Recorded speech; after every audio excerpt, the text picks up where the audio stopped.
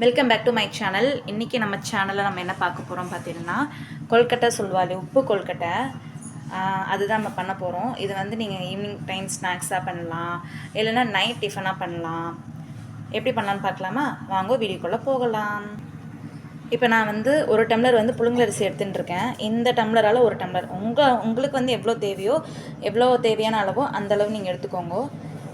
மாலைபக்ஷ சமயம் இல்லைன்னா அமாவாசை அந்த சமயத்தில் வந்து நீங்கள் பச்சரிசி யூஸ் பண்ணியும் நீங்கள் வந்து இந்த கொல்கட்டை பண்ணலாம். சேம் மெத்தட், சேம் ப்ராசஸ் தான். புழுங்கலரிசி ஆட்டும் பச்சரிசினாலும் அதே தான், ஒரே மாற்றம் இல்லை. இப்போ இந்த டம்ளரால் நான் ஒரு டம்ளர் அரிசியை வந்து ஊற வச்சுருக்கேன். காலம்பரை வந்து ஒரு 7 மணிக்கு ஊற போட்டிருந்தேன். ஒரு 4 to 5 hours வந்து ஊறினாலே போகும். நல்லா இப்போ ஊறிருக்கு. இதை வந்து நல்லா அரைச்சுன்றணும். ரொம்ப நைஸாக அரைக்கணும் அப்படி கிடையாது. நைஸுக்கு முதல் ஸ்டேஜ் நீங்கள் அரைச்சுட்டா போகிறோம். இதுக்கு தேவையான பொருள் வந்து புழுங்கலரிசி எடுத்துகிட்டு இருக்கேன். நான் அது உங்கள்கிட்ட சொல்லிட்டேன். ஒரு டம்ளர் எடுத்துகிட்டு ஊற வச்சுருந்தேன். ஒரு 4 to 5 hours வந்து ஊற வச்சுக்கோங்க. அப்புறம் திருவின தேங்காய் வந்து உங்களோட ஆப்ஷன், போட்டால் ரொம்ப ரொம்ப நல்லாயிருக்கும். பச்சை மிளகாய் வந்து நான் ஒரு 3 எடுத்துக்க போகிறேன். இஞ்சி வந்து நல்லா தோல் சீவிட்டு அலம்பிட்டு நல்லா பொடியாக நறுக்கி வச்சுக்கோங்க. கருவேப்பிலை, பெருங்காயத்தூள். இப்போ இதை நல்லா அரைச்சிட்டு நாம் வீடியோவில் பார்க்கலாம். அரிசி இந்த மாதிரி எடுத்துகிட்டு இருக்கேன். நல்லா அரைச்சிட்டு பார்ப்போம். ரொம்பவுமே நைஸாக அரைக்க வேண்டாம், கொஞ்சம் குறை இருந்தாலும் பரவாயில்ல. ரொம்பவும் நைஸாக வேண்டாம், இல்லைன்னா கொல்கட்டை வந்து ரொம்ப அழுத்தமாயிடும்.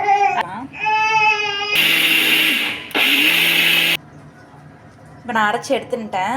இதில் பச்சை மிளகாய், இஞ்சிலாம் சொன்னேன் இன்க்ரீடியன்ஸ். இதில் வந்து குழந்தைங்களுக்குலாம் வந்து பச்சை மிளகாய் வந்து வாயில் பட்டதுன்னா தென்பட்டதுன்னா பிடிக்காது, காரமாக இருக்குது அப்படின்னு நினைப்பாலே. சில பேருக்கு இஞ்சி வந்து வாயில் படுறது வந்து பிடிக்காது. அப்படி ஒரு இன்கேஸ் அப்படி இருந்ததுன்னா இந்த மாவு அரைக்கிறீங்களோ இதுலேயே நீங்கள் பச்சை மிளகாய், இஞ்சி எல்லாமே சேர்த்து வந்து அரைச்சிருங்கோ.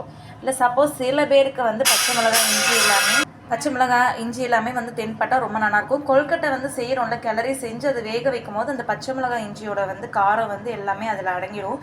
ஸோ காரமே இருக்காது. இன்கேஸ் சொல்கிறேன், உங்களுக்கு அந்த காரம் பிடிக்கலன்னா இந்த மாவு அரைக்கிறீங்களோ இதோட சேர்த்து அரைச்சிருங்கோ. ரொம்ப சிம்பிள். இந்த மாதிரி பச்சை மிளகாயும் இஞ்சியும் எடுத்துகிட்டு இருக்கேன். தோலெல்லாம் நல்லா சீவிட்டேன். எப்பயுமே நான் வந்து அருவாமனையில் தான் நறுக்குவேன். அருவாமனையில் நறுக்கிறது தான் அப்படியே நறுக்கிற மாதிரி இருக்கும். கத்தியில் என்னென்னா இருந்தாலும் அந்த அளவுக்கு இப்போல்லாம் இருக்கிற கத்தி ஷார்ப்பாக இருக்க மாட்டேங்கிறது. இந்த மாதிரி எல்லாத்தையும் பொடியாக நறுக்கிக்கோங்க. எல்லாத்தையும் நறுக்கினதுக்கப்புறம் பார்க்கலாம்.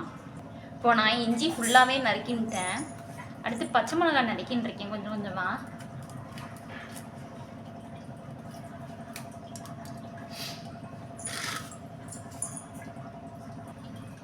இப்போல்லாம் யாருமே அருவாமனையில் நறுக்கிறதே இல்லை. எல்லாருக்குமே வந்து கத்தியிலே பார்த்தீங்கன்னா நல்லா டிசைனாக வந்திருக்கு.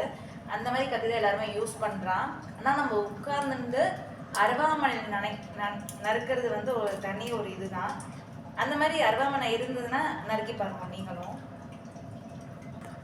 அதுவுமே நமக்கு ஒரு எக்ஸசைஸ் மாதிரி தான். உட்கார்ந்து அது காயெல்லாம் நறுக்கி எல்லா விரலுக்குமே வந்து வேலை கொடுத்து காலுக்கெல்லாம் வந்து மடக்கி உட்காந்து அது எல்லாமே ஒரு எக்ஸசைஸ் மாதிரி தான்.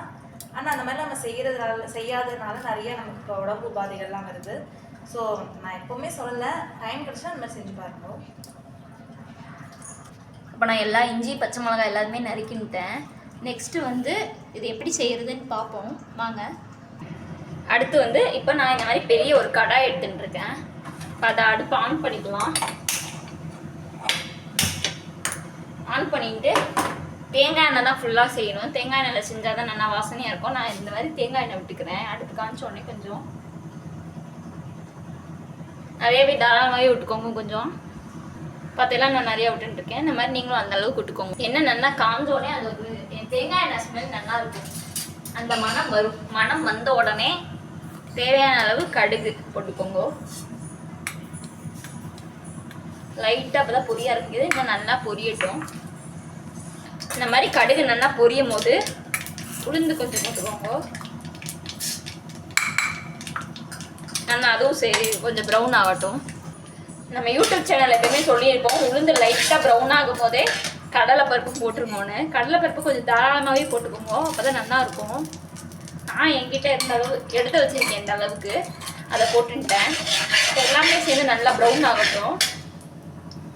இப்போ இந்த மாதிரி நல்லா ப்ரௌன் ஆகிடுது. இந்த ஸ்டேஜில் கொஞ்சம் பெருங்காயத்தூள் போட்டுப்போம். என்கிட்ட தண்ணி, அதாவது கட்டி பெருங்காயமும் இருக்குது, இந்த பெருங்காயத்தூளும் இருக்குது, பெருங்காயத்தூள் போட்டுக்கோங்க. அப்போ தான் நல்லா வாசனையாக இருக்கும். நம்ம எப்பயுமே இந்த சேனலில் சொல்லி கொடுத்துருக்கேன். இந்த மாதிரி பெருங்காயத்தூள் போட்டுட்டு கொஞ்சம் கருவேப்பிலை நல்லா தாராளமாகவே போட்டுக்கோங்க. நல்லா பொரியட்டும்.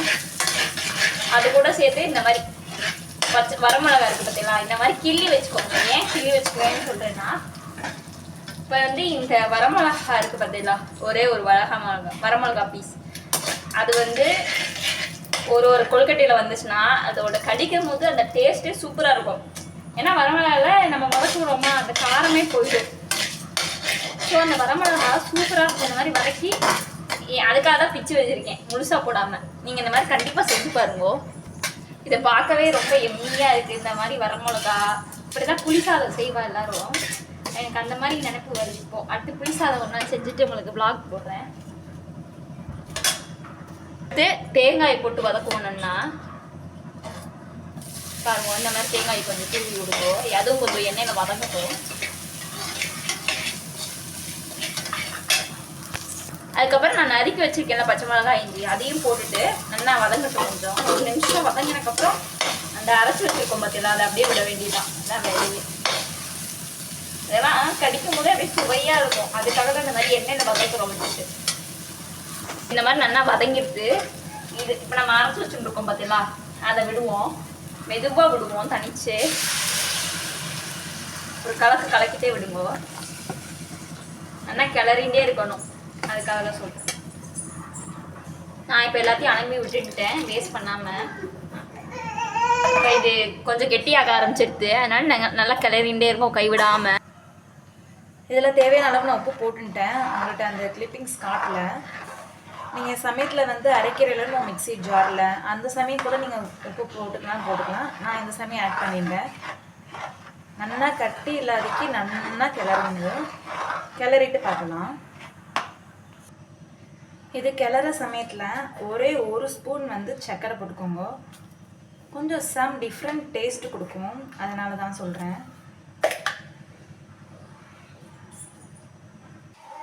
இந்த மாதிரி நல்லா கிளறிட்டேன். ஒரு 15 to 20 மினிட்ஸ் நீங்கள் கிளற மாதிரி வரும். பதம் பார்த்தீங்கன்னா இப்படி கையில் தொட்டால் ஒட்டக்கூடாது. பார்த்தீங்களா, இதுதான் பதம். கையில் தொட்டால் ஒட்டக்கூடாது, இதுதான் பதம். ஒரு எப்படி 15-20 மினிட்ஸ் அந்த மாதிரி கிளற மாதிரி இருக்கும். இதுலேயே ஆஃப் குக்கிங் முடிச்சிட்டோம். இனி அடுத்து வந்து இட்லி பானையில் வந்து நல்லா வேக வச்சு எடுக்க வேண்டியது. அதில் ஒரு பாதி வேகணும். அது பண்ணும்போது நான் உங்களுக்கு காட்டுறேன்.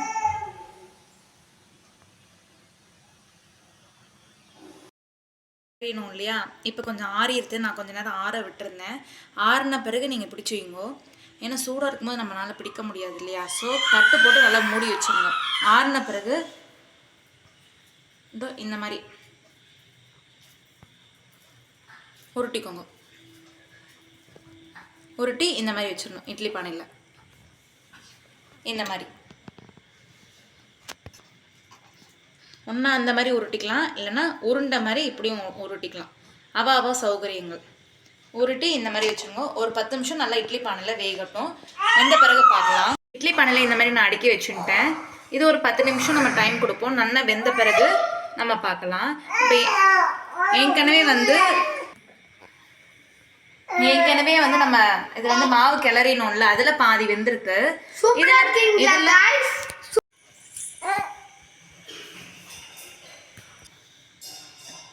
மாவு இந்த மாதிரி நல்லா கிளறிட்டேன் இல்லையா.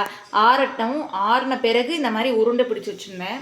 ஒன்றா உருட்டி நீங்கள் உருட்டி வச்சுக்கலாம், இல்லைன்னா இந்த மாதிரி ஷேப்லேயும் நீங்கள் வச்சுக்கலாம். இது நல்லா வெந்த பிறகு நம்ம பார்க்கலாம். அடுப்பை ஆன் பண்ணி மீடியம் ஃப்ளேமில் வச்சுருக்கேன். ஒரு 5 to 7 மினிட்ஸ் போகும் வேகிறதுக்கு. இப்போ நம்மளோட கொழுக்கட்டை வந்து நல்லா வெந்துடுத்து. ஸ்டவ் ஆஃப் பண்ணிட்டோம், ஆவியும் வந்துடுது. இப்போ நம்ம திறந்துடலாம்.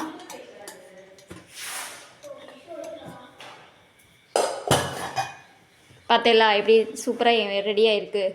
இதுவும் நல்லா ஆறட்டும். கொழுக்கட்டெல்லாம் ஆயிடுத்து, ரெடி ஆகிடுது பாருங்க. எவ்வளோ சாஃப்டாக இருக்குது பார்த்தீங்களா? இதே மாதிரி நான் சொன்ன மெஷர்மெண்ட்டில் என்ன பொருள்லாம் சொல்லியிருக்கணும் அதே மாதிரி செஞ்சு பார்த்துட்டு எனக்கு வந்து கமெண்ட்டில் எப்படி இருக்குதுன்னு கண்டிப்பாக சொல்லுங்கள். சூப்பராக சாஃப்டாக இருக்குது. இந்த மழை காலத்துலலாம் இது சூடாக சாப்பிடும்போது ரொம்ப சூப்பராக இருக்கும். ஈவினிங் ஸ்நாக்ஸ் மாதிரி கூட செஞ்சு சாப்பிட்லாம், நைட் டிஃபன்ஸோடு சாப்பிட்லாம். உப்பு கொழுக்கட்டை சொல்லுவாள், இல்லைனா சில பேரில் வந்து உப்புமா கொழுக்கட்டைன்னு சொல்லுவாள். ஸோ இந்த மாதிரி செஞ்சு பார்த்துட்டு கண்டிப்பாக சொல்லுங்க. உங்கள் ஃப்ரெண்ட்ஸ் அண்ட் ஃபேமிலிக்கு மறக்காமல் ஷேர் பண்ணுங்க. அடுத்த ஒரு வீடியோவில் சந்திக்கலாம். பை.